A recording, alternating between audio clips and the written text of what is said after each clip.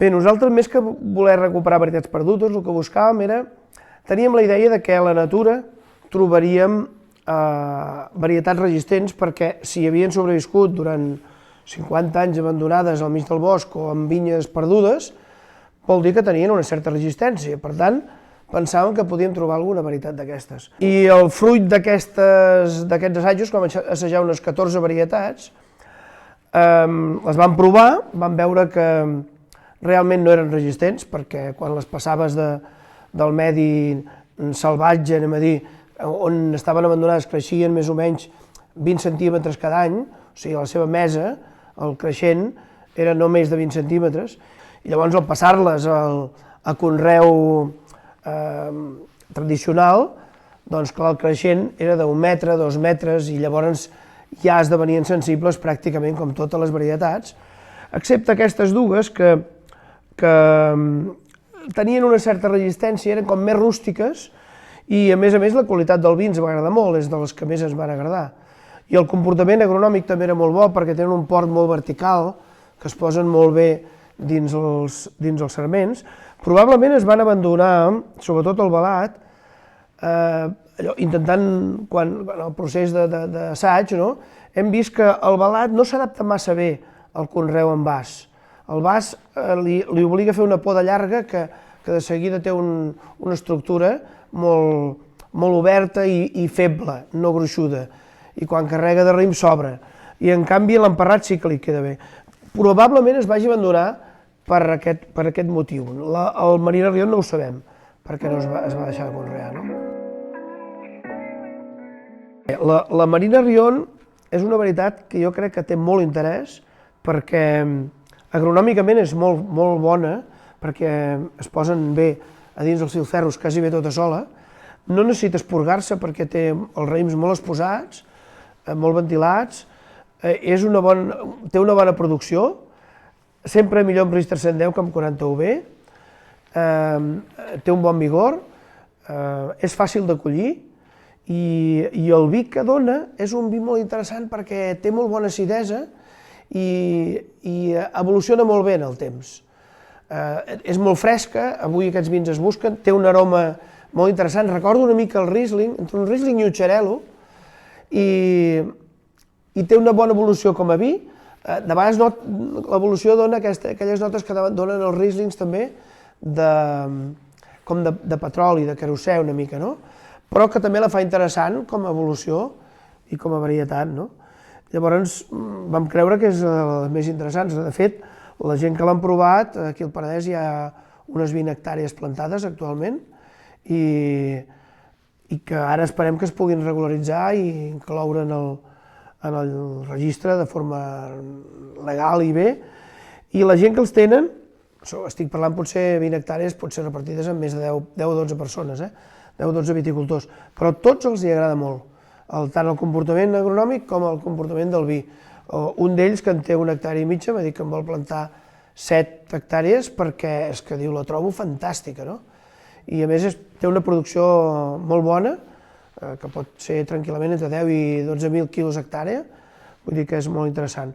I també val a dir que el Marina Rion per escumosos també és molt bona, té una bona escumabilitat i molt bona frescor, un equilibri d'àcids molt bo, molt interessant. I el velat té la gràcia que és una varietat que té uns tanins sempre molt rodons. Encara que la maceris molts dies, sempre dona uns tanins molt rodons, té molt bona acidesa, que això avui dia també es busca molt, no és que tingui una capa de color molt alta, més aviat lleugera mitja, anem a dir, i varia una mica també si es fa més producció o menys, com tots els negres, però té una acidesa i una vivesa molt interessants, molt fresca, i crec que avui dia pot ser una bona varietat. Pots recordar una mica un sumoll fresc, però el sumoll sempre té aquells tanins aspres, una mica rústics, i en canvi aquesta no, sempre té un perfil molt interessant. Per rosat no és massa interessant, però per negre és interessant. Per blanc de noirs també pot anar bé, l'hem provat amb blanc de noirs i d'això. Potser m'ha quedat la rau que m'hagués agradat que fossin més resistents, però aquestes dues precisament són les més resistents que hem trobat de totes, requereixen algun tractament, Però nosaltres, el 2020, que tothom recorda que és un any nefast per la viticultura de tot el Penedès i de tot Catalunya en general, per la pluja i la quantitat de míldiu que vam tenir, en aquestes dues varietats vam collir quasi bé el 100% del raïm i només hi vam fer 3 tractaments. Per tant, són varietats que tenen una rusticitat, una rusticitat molt important, no? I van mantenir la qualitat molt bé, no es podreixen, també val a dir-ho. El Marina Rion és una varietat molt suelta, el velat una mica més compacta, però també relativament suelta, el qual els dona una certa resistència a la botritis també. Són molt fàcils de treballar, jo crec que és molt interessant. Seran molt interessants pel Penedès. El Marina Rion era una que estava aquí en una vinya que el meu avi l'havia guardada. Era una varietat, en tenia 3 o 4, una de sumoll, una de malvasí, algunes altres coses hi havia. I aquesta era una de les que havia guardat i n'hi havia un cep, aquí davant la casa, que abans d'arrencar-lo vam decidir de provar-lo perquè estàvem en una vora. L'avi les havia posat allà, suposo, perquè no es perdessin.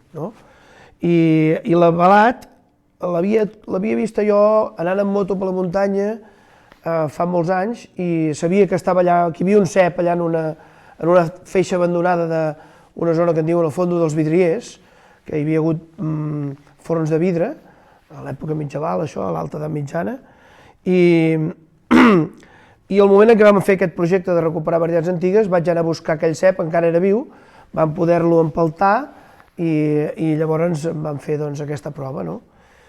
I bé, així es va néixer. El velat ens el va proposar el nostre dissenyador, que era el Gerard Medina en aquell moment, que ens va fer aquestes etiquetes pels vins experimentals, i ens va proposar velat perquè va dir, bueno, és una varietat que estava allà, però estava coberta per un vel del temps, no? I llavors velat anava en V baixa, però l'escrivim en V alta, perquè així té totes les lletres del vet, però amb un ordre diferent, com a curiositat. Però la idea inicial era que era una cosa que estava velada, estava coberta per un vel, i nosaltres la vam desvelar, no? I per tant aquest el nom li ve d'aquí. La Marina Rion vam estar rumiant i al final li vam donar el nom de la meva besàvia, que es deia Marina Rion, que era una persona molt entranyable, que em va cuidar a mi quan era petit, jo la recordo de petitet, i bé, doncs li vam voler fer aquest petit homenatge a la meva besàvia.